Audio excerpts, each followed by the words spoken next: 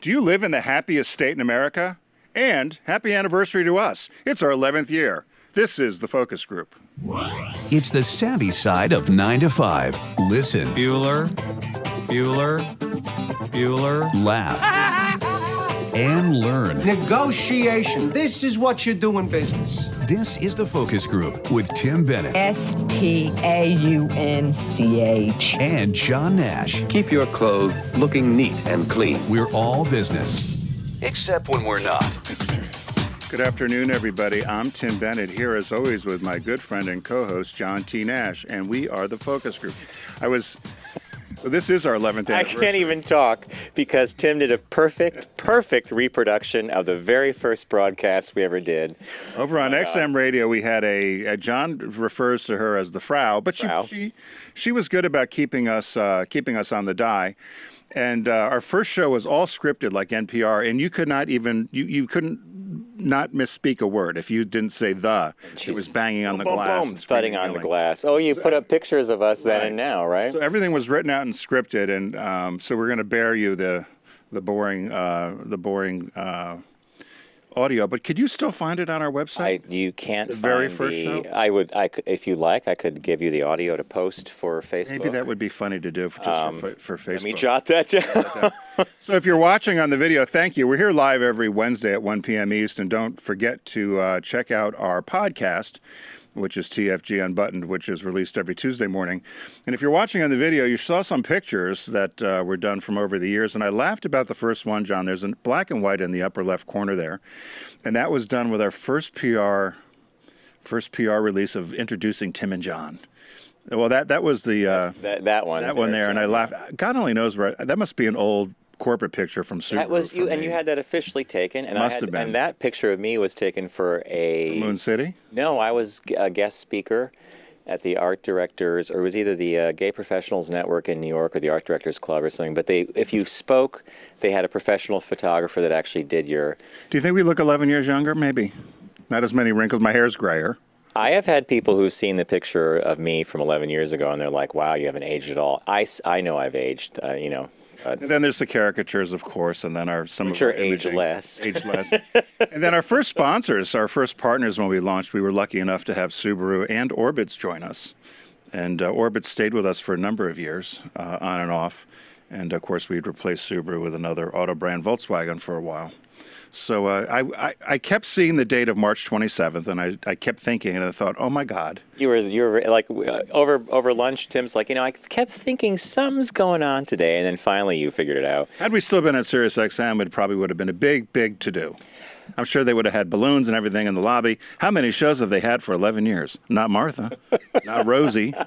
No. Not OutQ. No, they're all gone. And I just remember the time our old producer, Katie, figured out our anniversary, and she asked me for the audio from the first 4 shows, and she edited together this clip reel. Painful. And we're sitting, and before we were on the magic of YouTube, we were sitting in the studio. She hits the play button, and we just were like, "Oh my God!" Because it sounds like a bad National Geographic, observe the mighty hippo as he bathes, or, the giraffe looks for food, When she wanted exhaustive bios on each person. And I think our first guest you had your friend Trace, who had the liquor store. He just opened up Pour, and we had a creative director from Logo TV, Nancy Bennett. Nancy Bennett. And then we had, wasn't Scott Seitz? Scott Seitz was on from SPI Marketing. From SPI Marketing. And it was 3 guests in 1 hour, and there was no time for chat. We weren't allowed to banter. We weren't allowed to talk. We weren't allowed to acknowledge one another. We had the scripts, and I had to. You still were running your agency at the time, and I had to submit these scripts a week in advance for her to approve. Yeah. And get grammatically correct, and then we had to just sit there and read them. True to form, for me being the procrastinator that I am when it comes to homework, you would send me your script when you sent it to her, to the Frau. I would glance at it, and I just thought to myself, I'll blow through it when we're sitting. Oh, boy, you did not play that game. You had to do your homework. I should have read them better, because I'd show up cold. She'd start yelling at me, and then that was when the SHIT hit the fan was when we had Augustin Burroughs on, and or Augustin Burroughs, however you want to say it, and she was upset that we had booked him, and she had also booked him for her show. Poached him. You poached him. What are you going to talk to him about? He's our guest. And I didn't realize there was such this, oh, my God, it's like Johnny Carson. You can't go on my show first, otherwise you're not coming on. And we had said to her, well, he had a whole career in advertising before he wrote books. She knew nothing about. Right. And that's why we're having him on. Anyway. I remember one of my, I think it was the second show we did after our extensive day of training, which, by the way, we're thankful for. Yes. We're Everybody always says prepared. We're always ready, and thanks to her. But she said to me, how did you think the day went? And I said, well, I'm kind of a more carrot guy than I'm more carrot than stick. And she looks at me for a minute. I said, and we've been getting a lot of stick and no carrot. Well, and you didn't say it quite that nice. No, I didn't, did I? I was really... You don't hide your anger well. As Bob will tell you. And I could tell you. And what is this, therapy on our 11th year anniversary? You can be, you don't hide it well. I don't. I admit You to don't hide that. it well when you're sick. And you would think it was, you're going to have heart surgery. Thanks for reminding me. I remember the last time I had the flu was actually a couple of years ago, and we were over at the old network. And I was sitting at my computer, and I was fuming about something because I was sick. I had a fever. You call up to check in. I go off on something. There's silence. I mean, you just don't say anything, and you're like, I'm going to call back later. Yeah. I'm like, why? I'm on the phone now. And the next day, my fever had broken. I was better. And you're like, whoa, boy, I don't like that version of you. Well, no, I remember the day we went to do an offsite broadcast at the Liberace Museum before it closed the next week. And you were sick. And I opened the show and I tossed it over to you and you were like this. I'm like, John, we're on the air. And it was live at Sirius XM. I'm like, you got to talk. We've got 2 hours we have to fill here. And you were just, I'm sick. I don't like the way my voice sounds. Well, I was like, John, we've got to do 2 hours of this show. I don't care if you're sick. Play happy. Play like you're feeling good. Yeah, a lot of our Vegas trips were plagued by illness, come to think of it. That's a shithole town. But that one in particular, I came back to New York and I was diagnosed with a serious sinus infection. Had to have reams of antibiotics. And while I was out there, I had almost had laryngitis. Then I got sick the following time, and then you got sick at the back end of that. Yep. Vegas is, probably shouldn't have said what I said, but Vegas is tough. I remember Vegas used to be classier. Yeah. I thought the Strip was classier. I thought, but now it's like, look, Tim said to me on the phone the other day, Tim goes, you know what Vegas is nowadays? Is people going down the main strip. Main drag. Carrying a cooler filled with beer behind them to get a $49 room. From Rite Aid. And they've Kardashian Vegas. Yeah. It's full of people just out to be seen, and they're like. I'm going to do this. I think it's more like if I had cufflinks on, that would be like a Dean Martin kind of like when they were the Rat Pack. That's all gone. Yeah. So anyway, so we've got a couple of shop talks today, and then we're going to and we have Mack Weldon is joining us as well, along with Deep Discount, of course, which.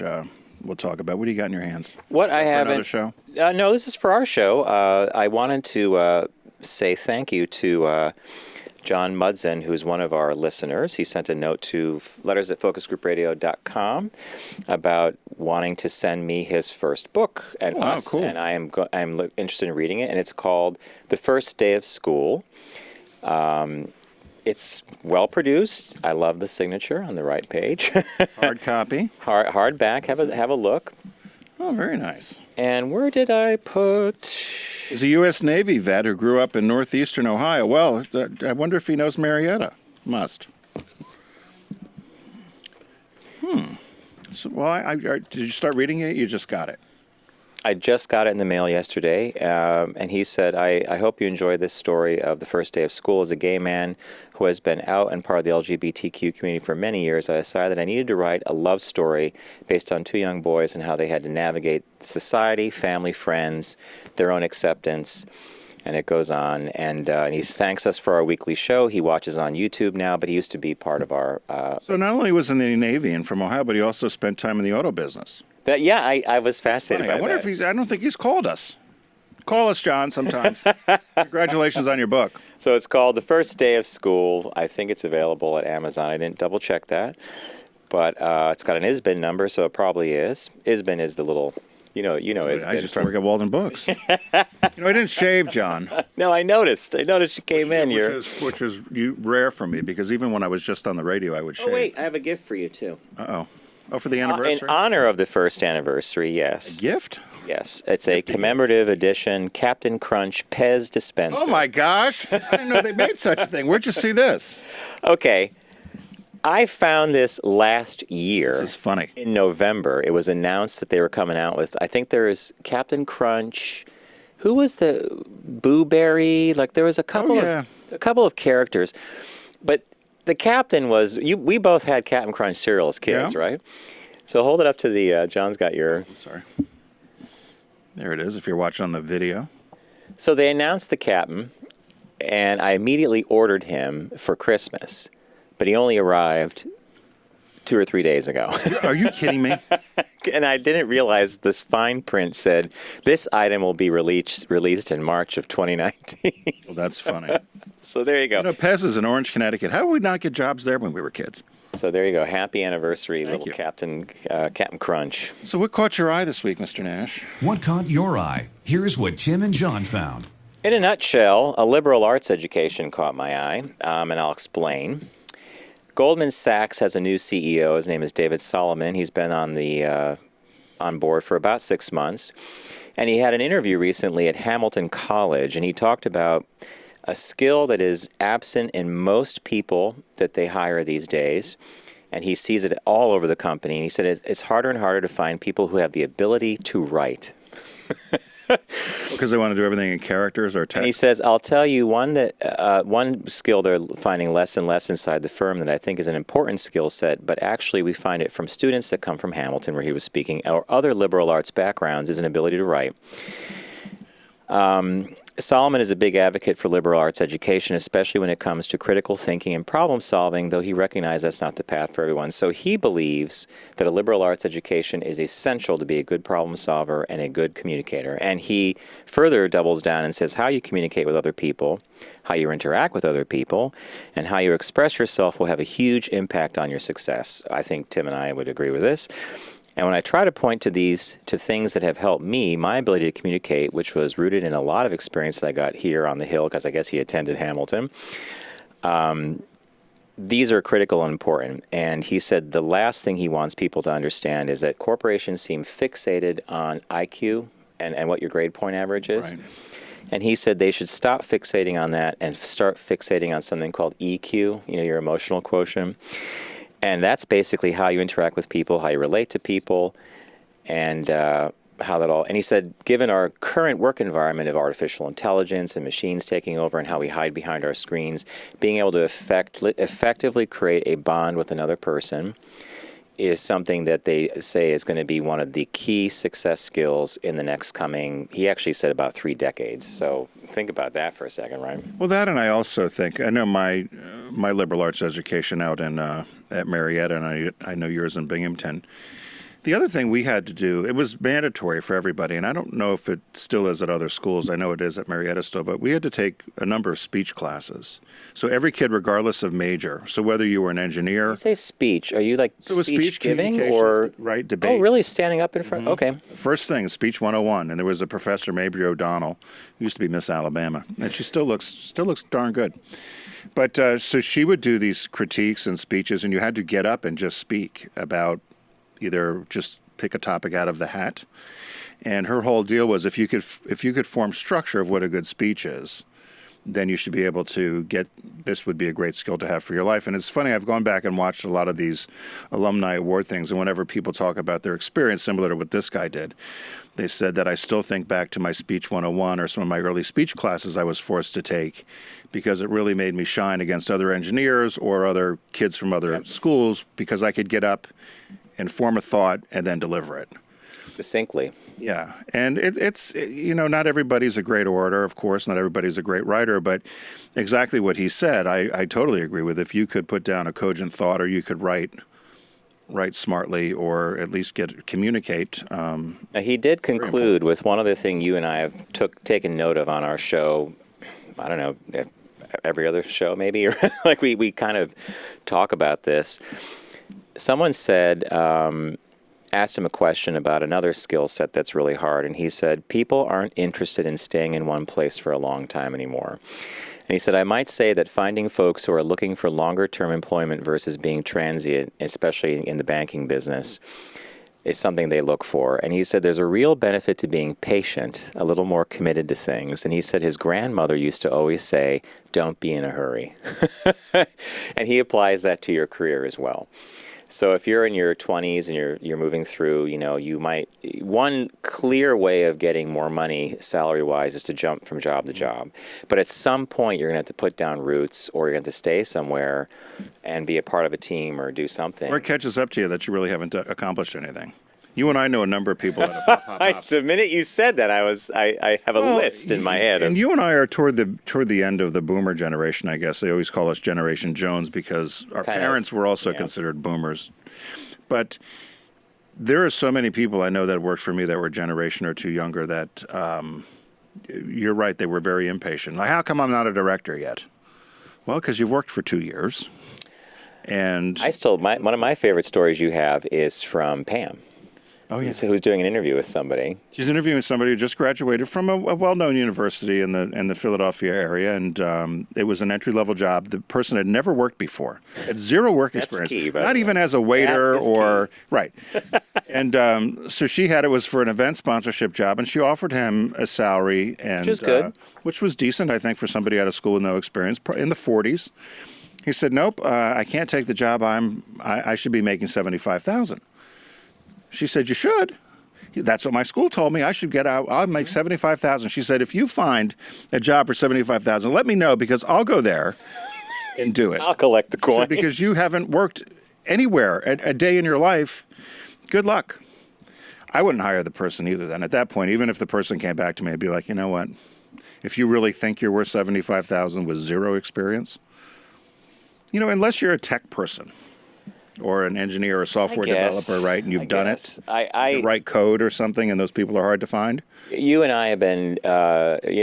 Me and Tim own a company called Tribury Productions, which produces the focus group. And we also do a lot of branding and marketing campaigns for select clients who reach out to us. Sometimes we reach out to them, but we've just gone through a series of exercises with proposals and stuff, and Here's two of us who've been doing this for 25 combined, maybe 50 years, right? We're afraid to ask for a dime. And here's a kid coming out of college asking for $75,000, no experience.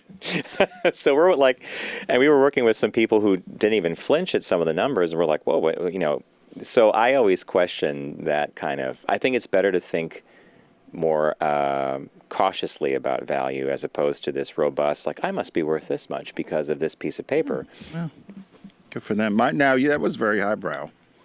Oh, this one? Yeah.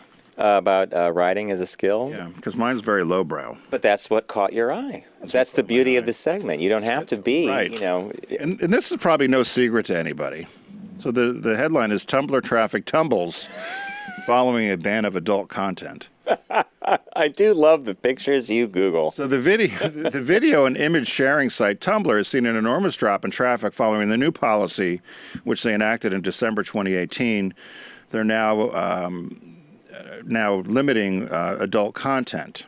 So they prohibit photos and videos that show real-life human genitals or female-presenting nipples. I love that real life. Female presenting. So if you showed fake genitals, you get away with it? Yes.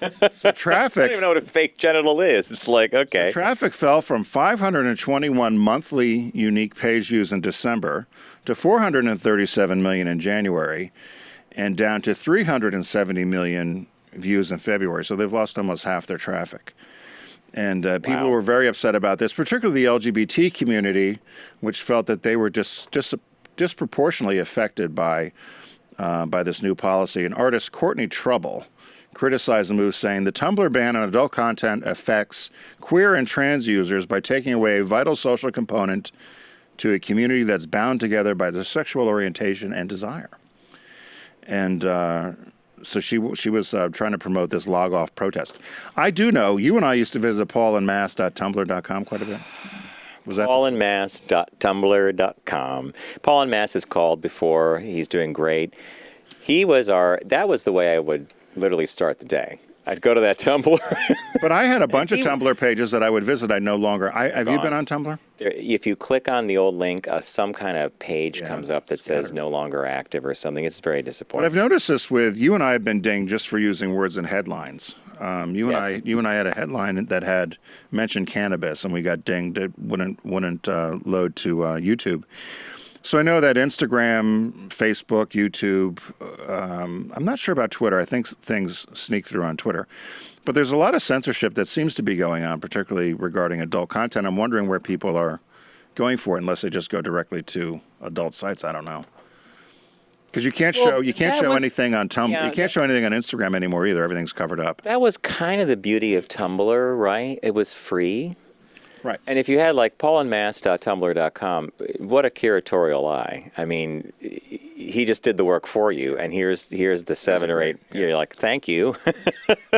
That's all you needed to know. Yeah, exactly. It's our business birthday this week. Everyone does celebrity birthday greetings, but the Focus Group is the only show in the universe that celebrates business birthdays. I must say I'm a sucker for a great Currier&ives winter scene. Of course you are. Kids skating, a sleigh ride to grandma's. You love that traditional, So I was happy to come across this birthday. Born today, March 27th, but it was 1813.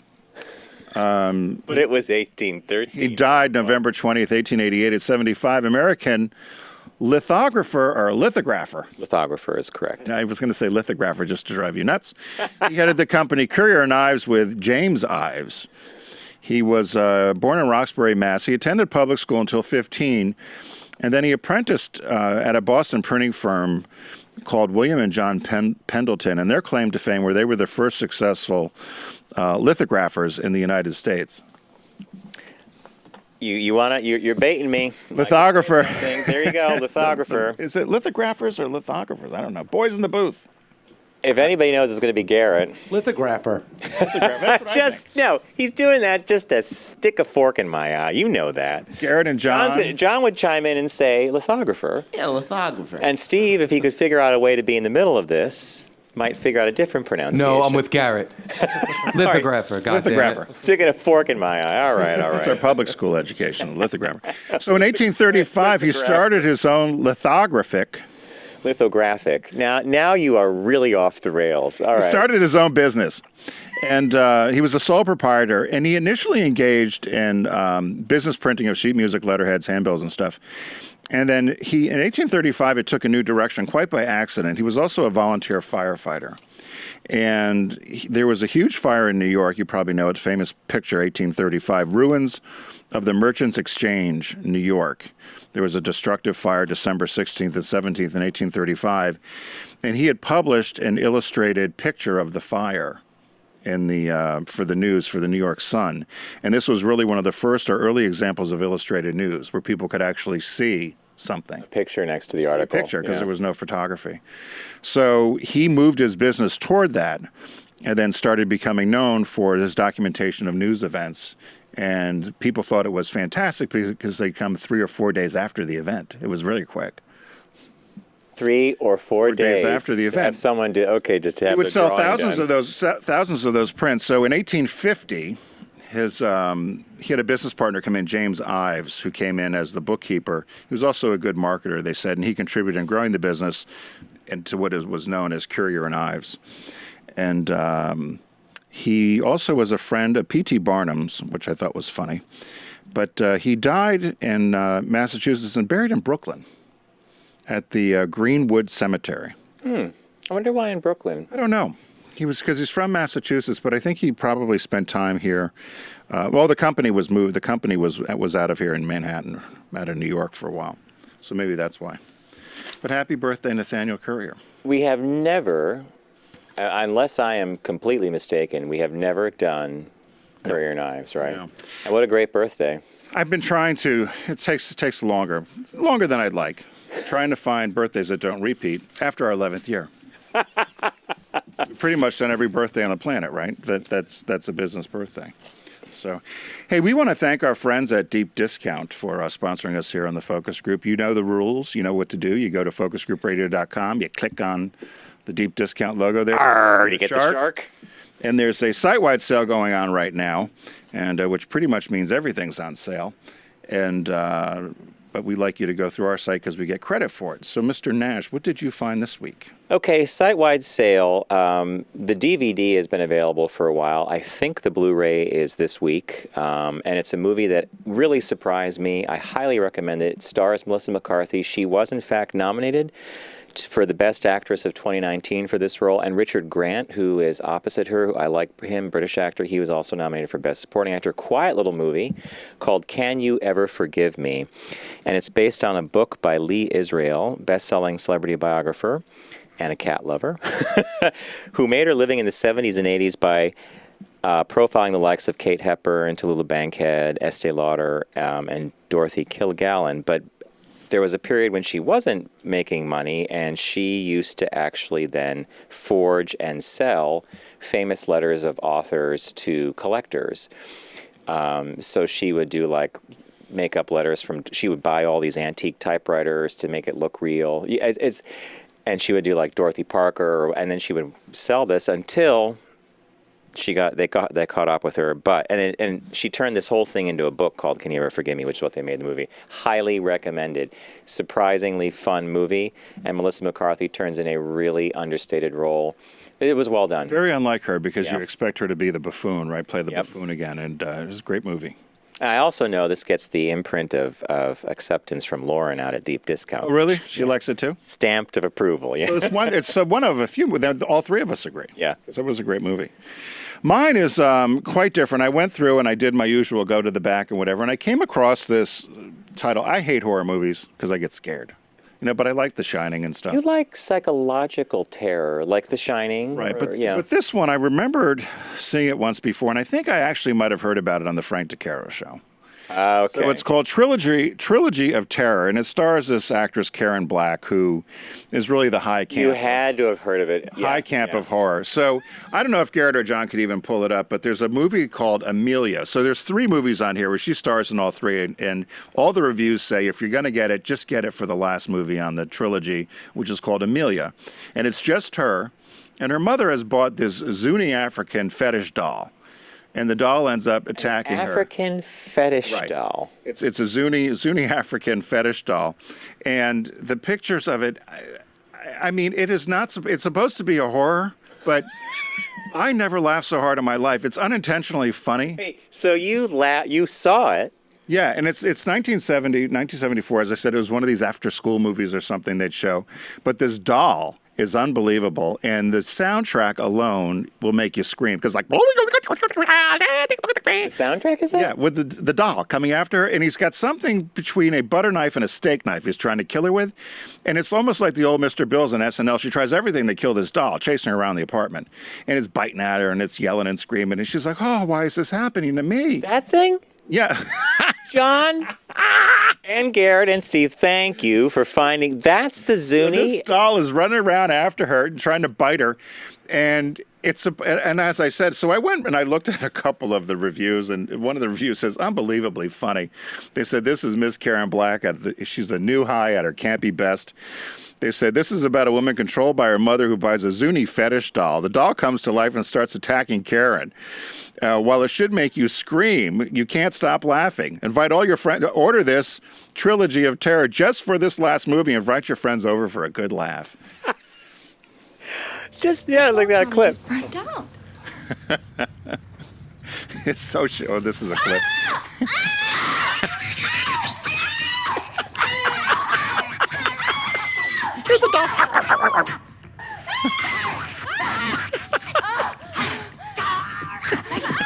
And this goes on for a half hour. Do you know? Everybody in the booth's laughing. It had the desired effect, right? I think I might have seen this. Oh, I mean, and I'm not taking anything away, but she tries everything to kill it. I mean, she's thrown it in the tub. She's thrown it in a suitcase. I mean, she does everything, and the dog keeps getting out, and it's like, You know, and it's got this knife. It's so perfectly poorly done. It's hysterical. Yeah, and so get the Terror of Trilogy. It sounds like a precursor to the Chucky movies. Yes. Chucky the doll. The great part about it is you have all this fun for it comes in either Blu-ray, which you can get for under $20, or the DVD special edition, which you can get for under $14. So, I mean, how could you not? You're not going to find this on TV. You might as well go for the clarity of Blu-ray, for the cinematic experience of the doll with the knife, right? Yep. So that's my trilogy of terror. And this week's release. What was the release this week? On the Basis of Sex. The movie was starring Felicity Jones, about law professor and now Supreme Court Justice Ruth Bader Ginsburg. I have heard nothing but good things about the movie. It also stars Justin Theroux, Armie Hammer, and Sam Waterston. I did not see it yet, though. Have you seen it? I have. Oh. No, it's good. You liked it? Yes, I think it's good. And I'm just... Please, Ruth, stay alive. I mean, I had this horrible thought about Ruth Bader Ginsburg. I thought if something did happen to her, I wonder if they could play the same game they played with Obama about appointing a Supreme Court justice. Let's wait until the election. Let's let the people decide. They're not going to do that. They're not going to do that. Anyway, so RBG, hang in there, baby. Hang in there. So, recapping our deep discount segment, it's the site-wide Shark Madness sale. Visit focusgroupradio.com. As Tim said, you know the rules. Click on the shark logo. Arr, Sharky the Shark, although it sounds like a pirate. I recommended the movie Can You Ever Forgive Me, starring Melissa McCarthy, who was nominated for her role in this movie to be Best Actress of 2019. Tim recommends Trilogy of Terror, particularly the last movie in that segment, Emilia, with the doll that goes crazy trying to kill Karen Black. The Zuni doll. See, even the name, the Zuni doll. And the new release this week is On the Basis of Sex. Felicity Jones plays Ruth Bader Ginsburg, Supreme Court Justice. Fine film indeed. What do we say, Garrett? Thanks, deep discount. Very good. We are going to take a super quick break, and when we return, we have some shop talks for you, so stay with us. You're listening to The Focus Group with Tim and John. Learn more at focusgroupradio.com.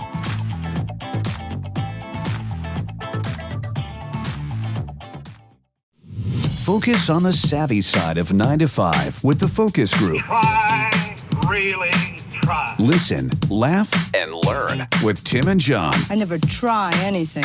I just do it.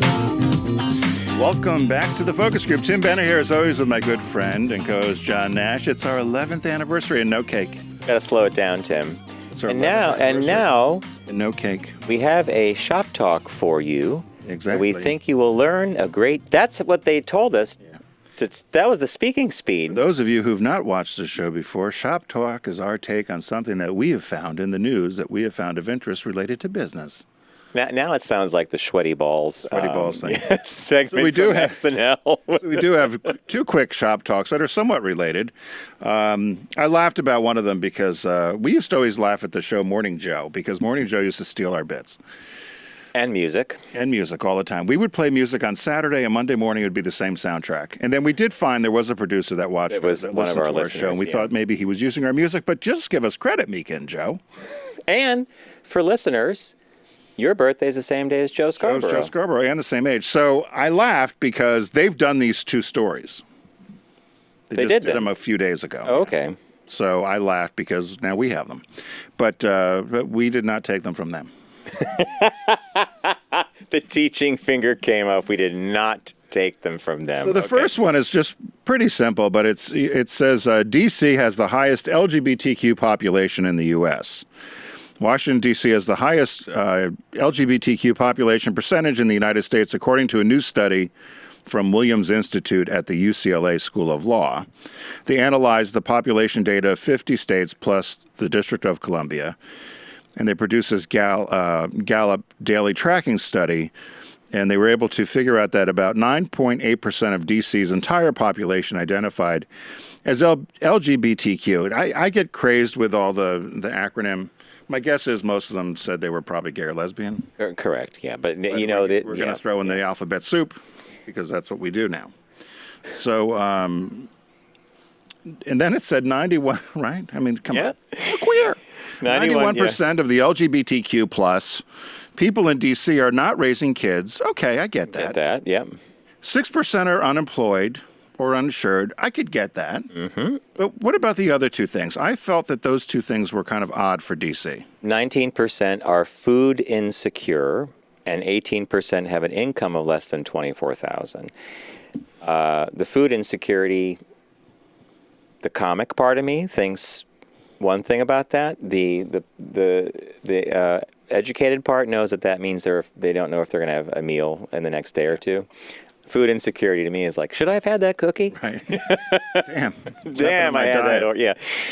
Here's the thing about this. A lot of comments to this article, when you read below the line, all said the same thing. This is a skewed number because the District of Columbia, geographically, is actually the size of Central Park. Yeah, it is not so. You look at California, New York, states we know have high LGBTQ plus populations. The reason they skew off, though, is because like gay and lesbian citizens might make up a portion of that state, but given the state's sheer size, right, the number changes. So from a statistician point of view, this is a little bit of funny math to me. Well, I was more concerned about the fact that it said 18% had an income less than $24,000. Anyone who knows D.C. is outrageously expensive to live. Yeah. And I always thought, when I initially saw the headline, I expected it to be made up mostly of the transients that are in government. Right, each time an administration changes or people come in, there's a new crop of people, and there certainly has always been a large number of LGBTQ people working in government. So I expected that was it, but when I saw almost 20% had an income less than $24,000, I put next to it how. But how about this last piece of the study? Other high-ranking LGBTQ percentage populations in the study include Oregon, right, which came in second, and Nevada, which rounded out the top three. Right. North Dakota came in last place with only 3% of its population. Now, I get the North Dakota thing, but Oregon and Nevada those are two data points I'm also kind of scratching my head over. I get Nevada because of Vegas and Reno. Well, yeah, although you struggle to find yourself a gay bar in Vegas anymore, right? Oh, yeah. Is everybody feeling? You think with all those showgirls, there'd be someone out tapping their feet. Well, there were a couple when we were last out there that I think have since closed, actually. But again, you would say I think most people would think some of the big population states. I mean, I'm surprised Florida didn't even pop up on here. What about South Beach? Well, I think Lauderdale? because they're so populated. And then it changes the numbers. So if you're a state like Oregon that's not that populated and you have a huge LGBT population in your only big city, which is Portland, then you'll probably come out high. And probably the same with Vegas, right? It's going to be Las Vegas and Reno, and then that's it. What else? So, yeah, I thought it was I thought my takeaway on this one was, I guess we're not surprised about a gay population in D.C. No. I was surprised about some of the stats, but as you said, food insecurity, income lower than $24,000 in a city we know is super expensive to live in now. Yeah. And anyone who's done stats know figures lie and liars figure. Hey, we want to let you know that we believe here on the Focus Group that you get what you pay for.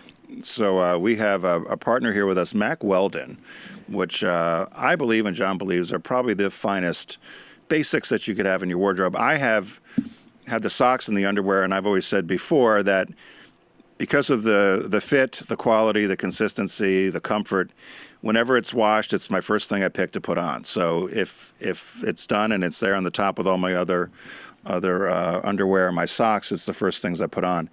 And so we're happy to welcome them back to the Focus Group and partnering with us here because, as we say, you do get what you pay for. And I know you had been poking around the site, and what did you find? Okay, so for a basics point of view, Tim has experimented with Mack Weldon socks and boxers and T-shirts. I'm a brief and T-shirt and the pullover, which yours was stolen. I still have mine. My mother still have not tracked down who took it. My mom claims it's like my blue blanket because I like wearing it all the time, especially when it's colder out. But I wanted to navigate the Mack Weldon site from a shopping experience. So I went to the site and I found a pair of pants that I think I want to buy because they fit this category of what I call athleisure. Would that be it's not sweatpants, and they're a little more formal than that. So, John, I think these are called the Radius, right? So they're waterproof, they're windproof, they travel well.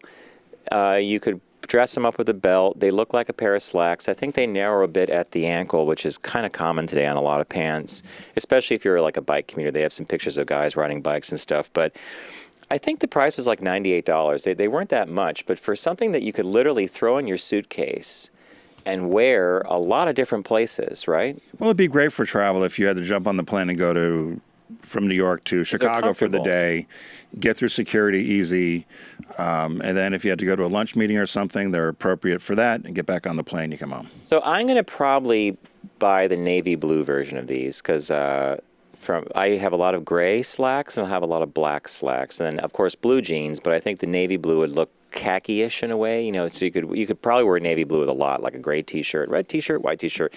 So anyway, are you going to wear underwear or not?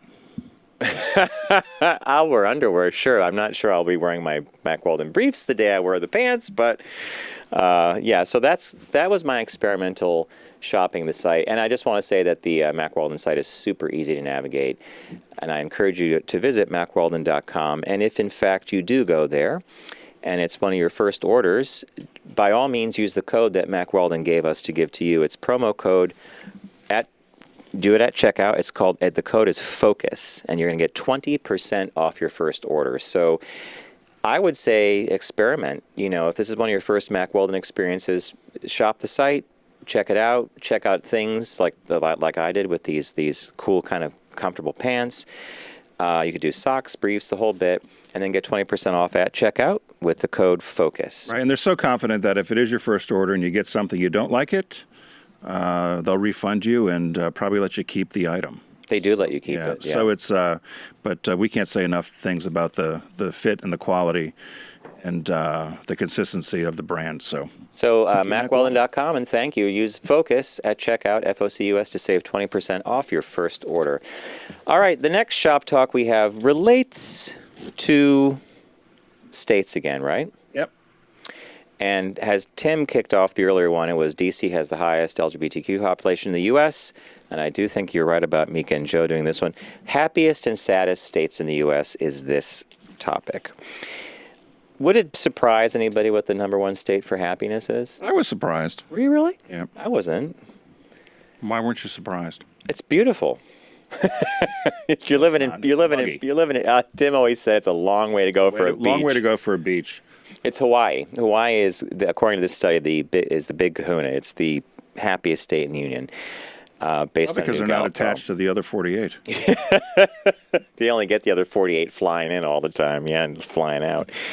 But they did this. They did a 0 to 100 ranking, and they used the following criteria: career, liking what you do each day and being motivated to achieve your goals; social, having supportive relationships and love in your life; financial, managing your economic life to reduce stress and increase security; community, liking where you live, feeling safe and having pride in your community; and then lastly, the physical, having good health and enough energy to get things done daily. Hawaii ranked number one in three of the study's top 5 scoring factors. In fact, it ranked in career, social, and financial well-being. Interestingly, residents of Hawaii, while happier, the businesses aren't, which I thought was kind of funny. Apparently doing business over there is difficult. It's like New York. Horrible for business. It's true. The second, third, and fourth states were Wyoming, Alaska, and Montana in terms of well-being. No surprise that the saddest states, number 50 was West Virginia, celebrating its 10th year. On the bottom of the list. As the unhappiest state at the bottom of the list. And then that was followed by Arkansas at 49, Kentucky at 48, Mississippi at 47, and Tennessee at 46. And they said that these well-being census are usually exhibit regional patterns. The happiest are usually the northern plains and mountain west, and the lowest are usually the south, which can extend upward to the Midwest. I was not surprised about the unhappy. I mean, Mississippi, Arkansas. I'm just surprised Alabama wasn't in there. They're all usually 47, 48, 49, 50. Yeah, they're usually the bottom. Education on everything. So I was not surprised by those. Hawaii, I was a little surprised at, because I've always heard that people who live there you get the itch to want to get off there. So you You're need on to an get island. away. You are on an island. It's also extremely expensive. Yep. Very, very expensive. Well, everything's to live. imported. Fuel. Yeah. Most every staple has to be brought into that island somehow, right? So that's why I was a little bit surprised by that, because when you use those criteria, I thought, well, okay, and I do think it's muggy. No, you don't, because you like the Hey, heat. no. Look, we were when we were Tropics. when we were in Maui.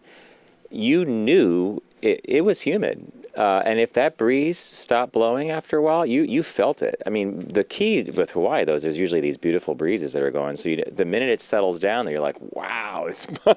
I was out there for business and had to wear business clothes, and everything stuck to me. Tim does not like miserably humid. Tim does not like humidity. And I remember yelling at the person who did the trip. I said, "Why don't you tell me that it was going to be 85 and muggy the whole time we were here in the middle of winter?" Just put a smile back on your face with the cap'n. It's a long way to go to the beach. I would rather fly to the Caribbean if I was on the East Coast. Now, if you live in Oregon or you live in California or Washington, it's a 4.5 hour flight. But from here, it's quicker for us to fly to Europe than just about anywhere. Actually, Hawaii. you used to quantify that Caribbean comment with St. Bart's. Well, we like St. Bart's. Yeah, I don't want to go anywhere where they want to braid my hair for a quarter. I don't want to be wandering the beach. I do. I'd love to pay someone a quarter to braid my hair. That would be a feat. When you and I went to St. Croix, what a dump that was. Remember you had that brochure and you said to the woman, well, where's this? And she's, that's what we call bait and switch. I do remember the oil that. slick coming up on the I do remember water. that St. Oh, yeah, that was And it not you couldn't get off that island soon enough. Like, I remember where's that. this? Yeah, now St. John was that was gorgeous. Yeah. We went snorkeling there. But anyway. Anyway, all right, so you're going to post, if I send you the audio for our very first show. Yes, we're going to post it to the Facebook. Happy anniversary to us. Thank you for remembering that. Enjoy your Captain Crunch Pez dispenser. We want to thank you for joining us today. Thank you, John, Garrett, and Steve. You guys are the best. Thank you, Tim. And a big thanks to Deep Discount. Shark Madness sale, site-wide sale. Can You Ever Forgive Me was the movie I recommended. The Trilogy of Terror. Pay close attention to film number 3, Emilia, with the Zuni killer doll, right? Killer African fetish doll. And On the Basis of Sex is the release this week. We always ask you to not text and drive and arrive alive, so that's always good advice. I just said it. I don't have to say it again. So we're going to see you next week, and thanks for tuning in.